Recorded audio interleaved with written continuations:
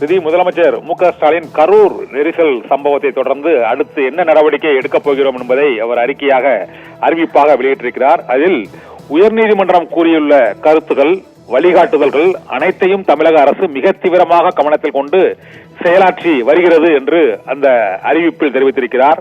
கரூரில் நடந்த துயரத்தால் அனைவருமே நெஞ்சம் கலங்கி போயிருக்கிறோம்.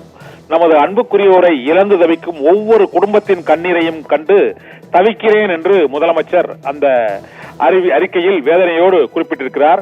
உயர்நீதிமன்ற உத்தரவின் பேரில் அமைக்கப்பட்டுள்ள சிறப்பு புலனாய்வு குழு விசாரணையை தொடங்கும். நீதிமன்ற உத்தரவின்படி நடவடிக்கை எடுக்கும். முழு உண்மையையும் வெளிக்கொண்டு வருவோம். மாநிலத்தின் முதலமைச்சராக உங்களுக்கு நான் இந்த உறுதியை அளிக்கிறேன்.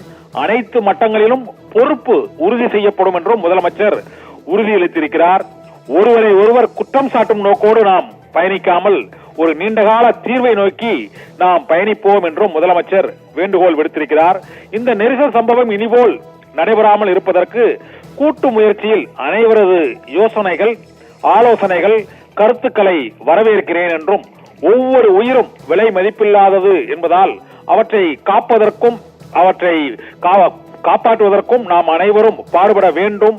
இனிமேல் இது போன்ற துயர நிகழ்வுகள் நடைபெறாமல் இருக்க நாட்டுக்கே வழிகாட்டியாக தமிழகம் செயல்படும் என்றும் அனைத்து துறைகளிலும் உள்ள வல்லுநர்கள், அரசியல் கட்சியினர், செயல்பாட்டாளர்கள், பொதுமக்கள் என அனைத்து தரப்பினரிடம் ஆலோசித்து ஒரு SOP, அதாவது ஸ்டாண்டர்ட் ஆபரேட்டிங் ப்ரொசீஜர் என்று அழைக்கக்கூடிய அந்த நிலையான வழிகாட்டு நெறிமுறைகளை ஒட்டுமொத்த இந்தியாவுக்கே வழிகாட்டும் வகையில் நெரிசலில் மரணங்கள் ஏற்படாமல் இனிமேல் இருப்பதற்கு தமிழகமே நாட்டுக்கு வழிகாட்டும் வகையில் வழிகாட்டு நெறிமுறைகளை வகுப்போம் என்றும் ஒட்டுமொத்த இந்தியாவும் பின்பற்றக்கூடியதாக இந்த வழிகாட்டு நெறிமுறைகள் இருக்கும் என்றும் முதலமைச்சர் மு.க.ஸ்டாலின் விடுத்துள்ள அந்த அறிவிப்பில் உறுதியளித்திருக்கிறார். துடைக்க முடியாத இந்த துயர சம்பவத்தின் பின்னணியில் அரசியல் நோக்கோடு ஒருவரை ஒருவர் குற்றம் சாட்டாமல் ஒரு நீண்டகால தீர்வை நோக்கி நாம் அனைவரும் பயணிப்போம் என்றும் முதலமைச்சர் மு.க.ஸ்டாலின் விடுத்துள்ள அந்த அறிக்கையில் தமிழக மக்களுக்கும் மற்றும் மற்ற அரசியல் கட்சியினர், செயல்பாட்டாளர்கள் உள்ளிட்ட அனைத்து தரப்பினருக்கும் வேண்டுகோளை விடுத்திருக்கிறார். நீதிமன்ற உத்தரவின்படி செயல்படுவோம்.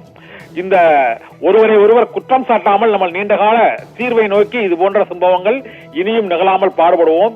இது போன்ற சம்பவங்கள் நிகழாமல் தடுப்பதற்கு ஒவ்வொருவரின் ஆலோசனையையும் கருத்தையும் ஏற்றுக்கொண்டு அந்த SOP என்று அழைக்கக்கூடிய வழிகாட்டு நெறிமுறைகள், நெரிசல் மரணங்கள் இனிமேல் நிகழாமல் இருப்பதற்கான வழிகாட்டு நெறிமுறைகளை நாட்டுக்கே வழிகாட்டும் வகையில் தமிழகம் அதை உருவாக்கும் என்ற உறுதிமொழியை அளிக்கிறேன் என்றும் முதலமைச்சர் மு.க.ஸ்டாலின் விடுத்துள்ள அந்த அறிவிப்பில் கேட்டுக்கொண்டிருக்கிறார்.